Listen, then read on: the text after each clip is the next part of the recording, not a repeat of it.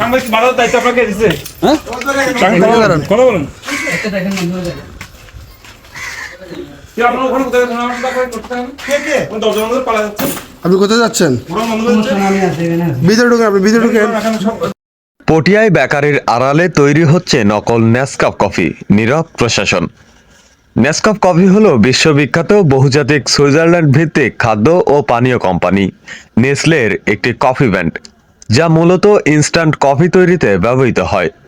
1938 সালে চালু হওয়া এই ব্র্যান্ডটি কফি বিন থেকে তৈরি হয় এবং গরম পানিতে মিশিয়ে দ্রুত কফি তৈরির সুবিধা দেয়। বিশ্বজুড়ে নেসলের বিভিন্ন ফ্যাক্টরিতে উৎপাদিত হয়।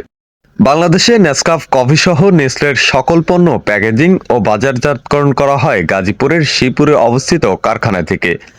এছাড়া বাংলাদেশের আর কোথাও তাদের প্যাকেজিং শাখা না থাকলেও অনুসন্ধানে উঠে এসেছে নেসকাফ কফির নকল ফ্যাক্টরির ভয়ঙ্কর চিত্র।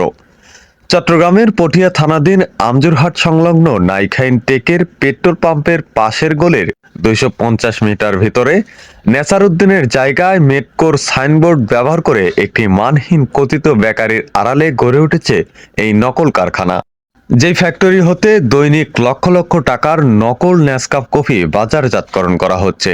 অনুসন্ধানে জানা যায়, রায়হান, পারভেজ এবং জাফরের ছেলে নোমানের নেতৃত্বে একটি সংঘবদ্ধ প্রতারক চক্র এই নেসকাফ কফি উৎপাদন ও বাজারজাতকরণে জড়িত। ময়লাযুক্ত খালি জার সংগ্রহ করে সেগুলো পরিষ্কার করে লেবেল ছাপিয়ে মানহীন ও মেয়াদ উত্তীর্ণ কফি ঢুকিয়ে অরিজিনাল নেসকাফ কফিকে হুবহু নকল করতেছে, যা সাধারণ মানুষের বোঝার কোনো সুযোগ নাই। এইসব নকল কফি অপেক্ষাকৃত কম মূল্য বিভিন্ন অসাধু ব্যবসায়ীরা সংগ্রহ করে আসল কফির দামে ভোক্তার নিকট বিক্রি করে। ক্রেতারা স্বাচ্ছন্দ্য ও নিশ্চিন্তে অরিজিনাল ব্র্যান্ডের নেসকাফ কফি মনে করে পরিবার পরিজনের জন্য নিয়ে যাচ্ছে এই নিম্নমানের ভেজাল কফি, অথচ পরিবারের সদস্যরা এই ভেজাল কফি পান করে প্রতিনিয়ত বিভিন্ন রোগে আক্রান্ত হচ্ছে। কারণ এই ভেজাল কফিগুলো উৎপাদন ও প্যাকেটজাতকরণ করা হয় সম্পূর্ণ অস্বাস্থ্য পরিবেশে, এমনকি যারা প্যাকেটজাত করে তাদের হাতে গ্লাভস পর্যন্ত থাকে না। স্থানীয় কয়েকজন ব্যক্তি জানান, এখানে নকল কফি তৈরির বিষয়টি তারা জানেন না। তারা জানেন এখানে একটি বেকারির পণ্য উৎপাদিত হয়। এই ভেজাল কফি কারখানার বিরুদ্ধে যথাযথ ব্যবস্থা গ্রহণে তারা প্রশাসনের হস্তক্ষেপ কামনা করে।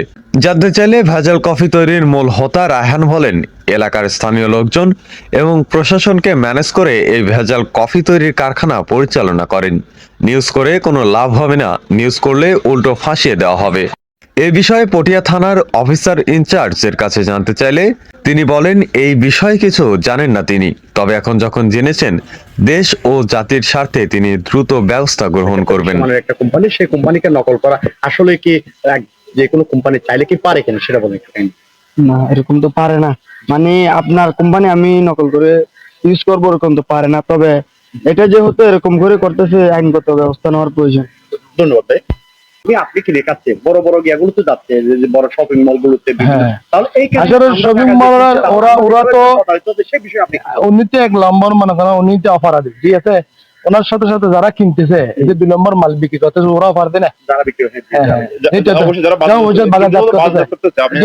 উনি তো একজন ডিস্ট্রিবিউটার, হ্যাঁ, উনি যে ওনার মালটাতে নিচ্ছে, ওরা তো 2 নম্বর বুঝতেছে, কারণ ওরা 2 নম্বর হিসেবে বেচতেছে না। বুঝার কারণে যে লোগো এটা সেম হচ্ছে অরিজিনাল মালের লোগোটা, অরিজিনাল যে প্রোডাক্ট আছে ভাই বলতেছেন যে এর একটা তারা